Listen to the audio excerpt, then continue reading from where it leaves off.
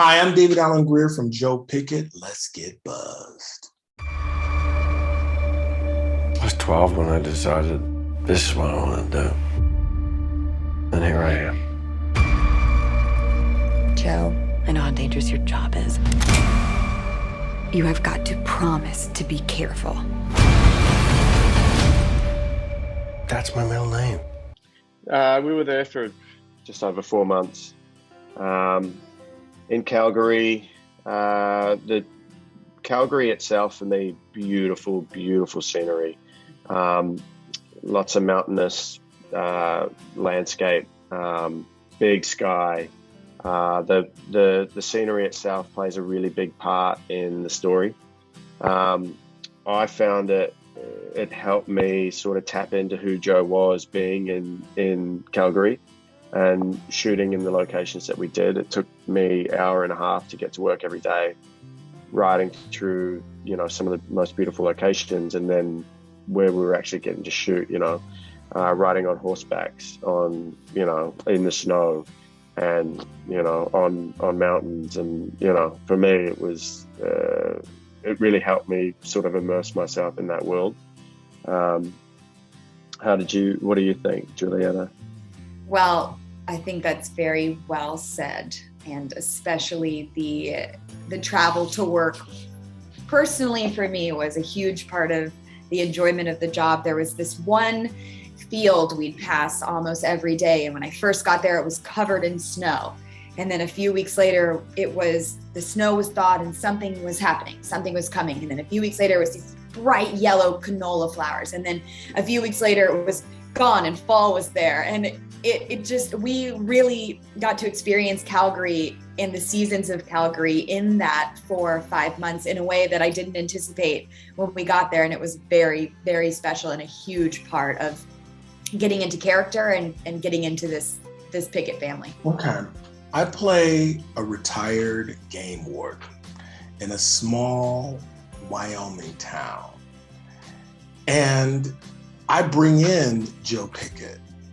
The series starts with me showing him around. He's my successor. So Vern Dunnigan, I've been on the job 25, 30 years. Everybody knows me. He's kind of like the midnight mayor. I take him by the bar, this person, that person. Those are the two crazy sisters who raise emus. They'll be calling you all the time. And at first he's a really nice guy, but then the whole town, everything begins to change and turn.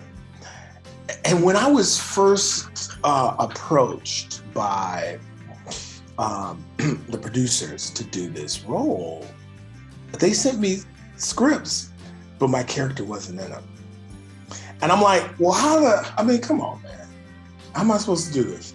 So I met the Dowdles, the producers, directors, writers, via Zoom, because they wanted to talk to me about the character. And I was like, well, I'll meet you, but I ain't gonna do it because there's nothing here. And they said, shady, Vern. And once they said Vern is shady, I was really intrigued. So I said, why do you want me to do this? Why, you mean to tell me out of all the actors, you're gonna say we need David Alan Grier? They said, because we want a guy, an actor who can really handle comedy. That was intriguing as well, because they saw this guy encased in this dark wit, this off comedy or comedian flair. So that I really liked that. And I really liked the development of this character. It seems like a very idyllic world, right? But we all know that nature is rough. Nature's rough. And the nature of the people in this story is mysterious and unpredictable, just like the world of a game warden. They never know. Our lead character, the titular character, Joe Pickett, really never knows what's around the next corner. You're out there in a way that makes you vulnerable. And I was interested in how C.J. Box, the author of these 22 best-selling novels, has allowed us to feel elements that are relatable. The family dynamics are very relatable. The small town politics are relatable. And yet this mystery, the mysteries in all of the novels can be very sophisticated. And it's about politics, and it's about the environment, and it's about who's winning and who's losing, who's got secrets.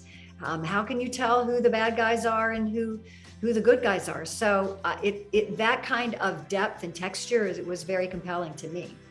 The story takes place with this guy, Nate Romanowski, right? My character, who's a master falconer, ex-special ops soldier, survivalist, and all he's trying to do is survive.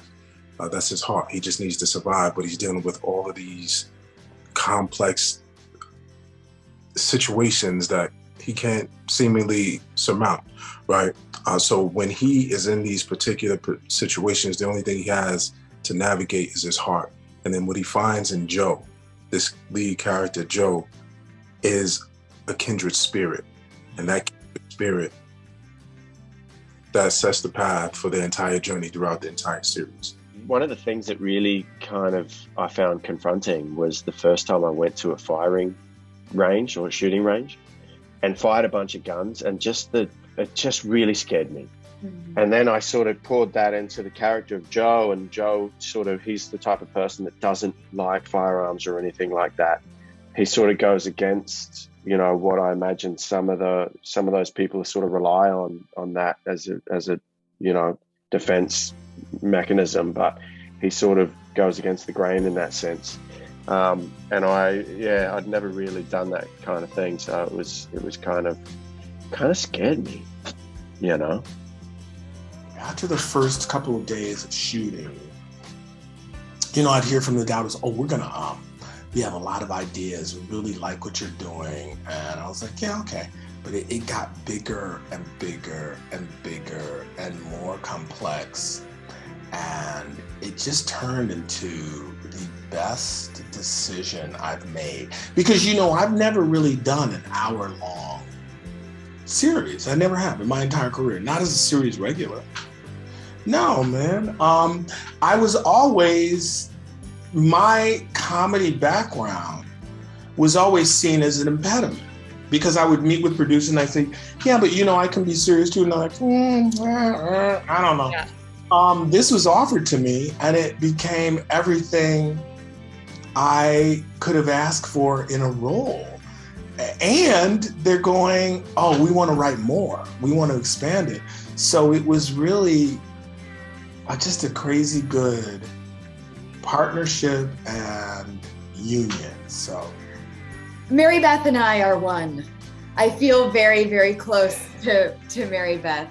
Of course, there are so many elements of our life that are different and Mary Beth had a pretty rough childhood, not necessarily compared to Joe, but in her own right, had a lot going on as a kid that shaped who she is today. But I relate to her deeply in motherhood and in putting her family, keeping her family safe, putting her family first. I also find a very deep bond with her in the conversation and the conflict around losing yourself in motherhood and wanting to maintain your identity and be sure that you establish a life outside of your family unit that's still there for you when you're ready to approach it again. What drew me to this script, man, was just his heart. His heart. He's doing his best to stay true to himself and again, survive. That's something that we can all relate to. Yet he's dealing with all of these different situations. So I fell in love with him just fighting for his life because I know what that's like, and I want to be able to tell that story. Missy has such high standards, but she comes from a low rung on the socio-economic ladder. So while she seems very tough and demanding, she is scared because she's hit this bad point in her life when everything's fallen apart. Now, will she rise to the occasion of becoming a better version of herself? Or will she decompensate and make life worse for herself and the people that she does love. She loves her grandkids, although she won't let them call her grandma. But she is, she's not necessarily a modern woman. She might seem like it, but she's not. And I think that's an interesting dynamic to play, is how somebody who's not modern stays resilient, because she is. And she's a beloved character in the books, and I'm honored to play her. And I appreciate the guidance that C.J. Box, the author, has given, and that the showrunners, the Dowdle brothers, are imbuing this character from their own understanding of family dynamics, of motherhood. There's so many different kinds of mothers.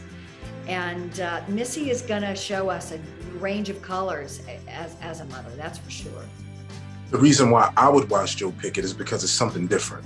I've never been experienced to C.J. Box's world before, rural Wyoming, the West, that type of stuff. But the reason I love it, and I know that you're gonna love it, is because it's different, but it's the same, because the stories and the relationships are real and raw, something that you can relate to at all points.